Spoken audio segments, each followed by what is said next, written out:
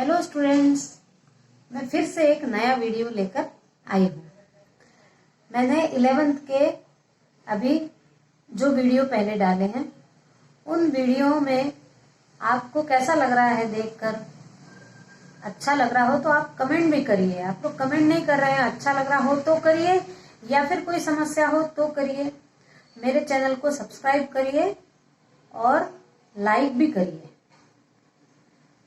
अब हम आज देखेंगे क्लास 11th का बिजनेस स्टडी का फर्स्ट चैप्टर, जिसमें हमको ये देखना है कि बिजनेस के क्या उद्देश्य हैं या व्यवसाय के क्या उद्देश्य हैं। तो व्यवसाय के उद्देश्य या ऑब्जेक्टिव्स ऑफ बिजनेस, इन व्यवसाय के उद्देश्यों को 4 भागों में बांटा गया है।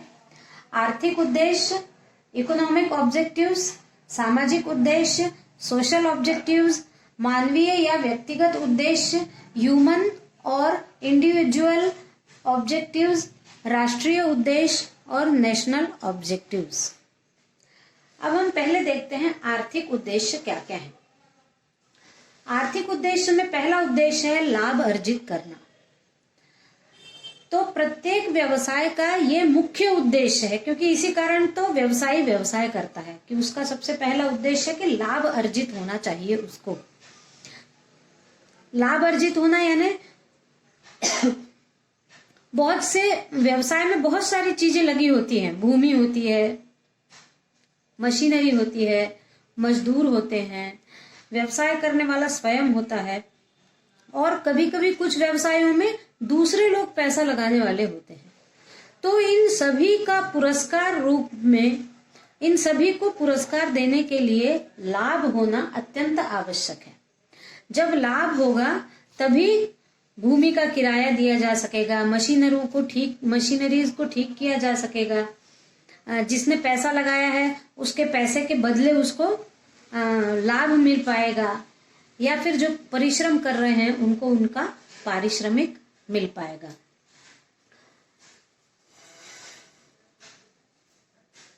दूसरा है ग्राहकों का सृजन। तो व्यवसाय का सबसे मुख्य उद्देश्य यह है कि ग्राहकों का सृजन होना चाहिए। ग्राहक और लाभ एक ही सिक्के के 2 पहलू हैं, यानी जितने ज्यादा ग्राहक उतना ज्यादा लाभ, और जितना ज्यादा लाभ उतना अच्छा व्यवसाय। इसलिए ग्राहकों का निर्माण करना ये एक व्यापारी का सबसे मुख्य काम है। पुराने ग्राहकों को बनाए रखना और नए नए ग्राहकों को जोड़ना, ये एक व्यापारी का आर्थिक उद्देश्य होता है। फिर तीसरा है नव प्रवर्तन, यानी जैसे जैसे जमाना बदलते जाए वैसे वैसे जो जो नए नए परिवर्तन होते जाएं, वो व्यापार में भी व्यापारी ने नए नए परिवर्तन करना चाहिए, ताकि क्या होगा कि व्यापार जल्दी कामयाब होगा। यदि आप पुराने ढर्रे पर ही बैठे रहें तो फिर व्यापार ठीक से नहीं चल पाएगा, आपका ज्यादा दिन व्यापार नहीं चल पाएगा। फिर है साधनों का कुशलतम प्रयोग, यानी जो सीमित साधन प्राप्त हैं उन साधनों का अच्छी से ज्यादा उपयोग करना चाहिए, व्यर्थ नहीं करना चाहिए। साधनों से जो प्राप्त हो रही शक्ति उसको व्यर्थ नहीं होने देना चाहिए, और साधनों का इतना भी ज्यादा प्रयोग नहीं कर लेना चाहिए कि आने वाले समय में उन साधन पूरे समाप्त हो जाएंगे। यदि साधन ही समाप्त हो गए तो आने वाले वर्षों में किस प्रकार से व्यापार चल पाएगा। इसलिए सीमित साधनों का कुशलतम प्रयोग किया जाना चाहिए। फिर 5वां है ग्राहकों की संतुष्टि। ग्राहकों की संतुष्टि सबसे मुख्य है, क्योंकि एक ग्राहक जो होता है वो विज्ञापन करता होता है, एडवर्टाइजमेंट उसी के द्वारा होता है। एक ग्राहक जब संतुष्ट होता है किसी वस्तु का उपयोग करके, तो वो दूसरों को जाकर बताएगा कि इस वस्तु का उपयोग करिए, ये वस्तु बहुत अच्छी है। फिर है विपणन की श्रेष्ठ व्यवस्था। विपणन का मतलब होता है अपने माल को दूर दूर तक पहुंचाना। इस व्यवस्था को तो सबसे अच्छा रखना पड़ता है व्यवसायी को, ताकि जितना ज्यादा माल बहुत देश के कोनों कोनों तक पहुंच जाए उतना उसको लाभ होगा, उतने उसके ग्राहक बनेंगे और उतना उसका व्यवसाय फलेगा फूलेगा। अब है सामाजिक उद्देश्य या सोशल ऑब्जेक्टिव्स। पहला है उचित मूल्य। अब एक व्यवसाय के लिए ये बहुत आवश्यक है कि वो उचित मूल्य पर वस्तुओं को उपलब्ध करवाए लोगों को, क्योंकि ग्राहक जो होता है वो होशियार होता है, वो ये जानता है कि कितने वस्तु के लिए हमें कितना रुपया देना है। यदि आप उससे ज्यादा लोगे तो वो वस्तु नहीं लेगा, और बहुत कम लोगे तो वो लेगा तो, लेकिन सोचेगा इसमें कुछ ना कुछ गड़बड़ी है, इतना सस्ता क्यों मिल रहा है। तो व्यवसायी का क्या काम है कि उचित मूल्य पर सामान को बेचना। ऐसा ना हो कि वो कहीं कृत्रिम अभाव दिखाए। कृत्रिम अभाव यानी कभी कभी ऐसा होता है कि व्यवसायी क्या करता है कि समय आने पर अपना माल निकालेगा और समय से पहले उस माल को जाम करके अपने पास रख लेगा। वो कृत्रिम अभाव दिखाएगा कि हमारे पास नहीं है शक्कर, हमारे पास नहीं है शक्कर, है ही नहीं। तो जब क्या होगा, बाजार में शक्कर कम होगी तो मूल्य बढ़ जाएगा। इसलिए कभी कभी मूल्य बढ़ाने के लिए कृत्रिम अभाव दिखाया जाता है और उसके बाद में वो जब मूल्य बढ़ जाता है तब उस कृत्रिम अभाव को हटाकर बाजारों में उस वस्तु को लाया जाता है ताकि ज्यादा से ज्यादा रुपया कमाया जा सके। तो इस प्रकार का कार्य भी व्यवसायी को नहीं करना है, उचित मूल्य पर वस्तु को देना है। फिर है रोजगार के अवसर। अब जो व्यवसाय होता है उस व्यवसाय का उद्देश्य है कि रोजगार के अवसर प्रदान करना, यानी अपने व्यवसाय के लिए कोई व्यक्ति एक छोटा सा व्यवसाय हो तो भले अकेला कर ले, लेकिन बहुत बड़ा व्यवसाय है तो उसके अंतर्गत उसको बहुत लोगों की आवश्यकता होगी, और उन सब लोगों को जब वो अपने पास नौकरी में रखेगा तो रोजगार के अवसर मिलेंगे, लोगों को रोजगार मिलेगा। फिर है विनियोजकों को पर्याप्त लाभ। विनियोजक कौन होते हैं? जो किसी दूसरे के व्यवसाय में अपना पैसा लगाते हैं। तो वो कोई व्यर्थ थोड़ी पैसा लगाते हैं। मान लो किसी एक व्यापार में किसी दूसरे व्यापारी ने 10,000 रुपए लगाया, तो बाद में वो लगाएगा किस उद्देश्य से लगाएगा कि ये 10,000 मेरे 15 या 20,000 होकर मिलेंगे, इसलिए वो लगा रहा है। तो व्यवसाय में जो विनियोजक होता है उसको भी पर्याप्त लाभ मिलना चाहिए, तभी वो आगे भी रुपया लगाता रहेगा। फिर विज्ञापन।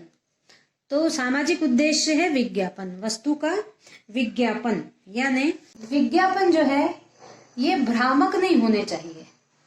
यानी वस्तु की जो गुणवत्ता है या क्वालिटी है या जो गुण है, उन गुणों को सत्यता पूर्वक लोगों के सामने लाकर वस्तु को बेचना चाहिए। तो जो विज्ञापन हो वस्तु का वो ऐसा हो कि भ्रामक ना हो, ग्राहकों के लिए वास्तविकता पर आधारित हो।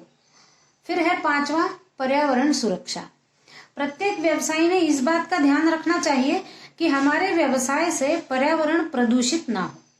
यदि उस व्यवसाय को करते समय विषैला धुआं निकल रहा है या फिर गंदा केमिकल वाला पानी निकल रहा है, तो इस बात का ध्यान रखा जाए कि कारखानों के ऊपर इतनी बड़ी और ऊंची चिमनियां लगाई जाए कि जो वायु प्रदूषित निकल रही है बाहर, वो सीधे बहुत ऊंचे आकाश में जाए, ताकि नीचे रहने वाले व्यक्तियों को पर्यावरण प्रदूषण का प्रभाव न हो। और जो गंदा पानी है वो नालों में छोड़ देना चाहिए, लेकिन नालों को नदियों में नहीं जोड़ना चाहिए, नहीं तो नदियों का पानी भी प्रदूषित हो जाएगा। इस बात का ध्यान रखना चाहिए। फिर सरकारी नियमों का पालन। व्यवसायी को एक बात अवश्य देखना चाहिए कि व्यवसाय करते हुए जिन जिन सरकारी नियमों का पालन करना है, उन सभी सरकारी नियमों का पालन व्यवस्थित रूप से करना चाहिए, और कर और शुल्क जो है वो समय पर दिया जाना चाहिए। अब है मानवीय या व्यक्तिगत उद्देश्य, ह्यूमन ऑब्लिक इंडिविजुअल ऑब्जेक्टिव्स। पहला हो गया इसमें मानवीय व्यवहार। मानवीय व्यवहार यानी एक व्यवसायी को उसके यहाँ कार्य करने वाले कर्मचारियों से और ग्राहकों से इतने अच्छी भाषा में बात करनी चाहिए ताकि वो ग्राहक भी दोबारा आए, और जो श्रमिक कार्य कर रहे हैं वो अपनी खुशी से अच्छी से काम करें। यदि वो खराब व्यवहार करता है तो श्रमिक की तो आवश्यकता है तो वो करेगा ही उसके यहाँ पर काम, डांट मार खा के भी, लेकिन ग्राहक दोबारा उस दुकान में नहीं पहुंचेगा। आप लोग देखते होंगे कि हम किसी दुकान में सामान खरीदते हैं तो वो जो होता है सामान बेचने वाला, वो अपने को कितना गिरफ्त में ले लेता है अपनी अच्छी अच्छी बातों के, और अपन उसकी बातों में आ भी जाते हैं और सामान खरीद भी लेते हैं। तो ये वाला गुण होना चाहिए, अच्छी से बात करने वाला। दूसरा है कार्य की दशाएं, यानी कोई भी व्यवसायी यदि अपने कारखाने में या अपने किसी जगह पर जहां वो व्यवसाय कर रहा है वहां कार्य करने वाले व्यक्तियों के लिए स्वास्थ्य की दृष्टि से भी और सुंदर स्वच्छ वातावरण में कार्य करवाए वो लोगों से, तो लोग ज्यादा अच्छे से कार्य कर पाएंगे।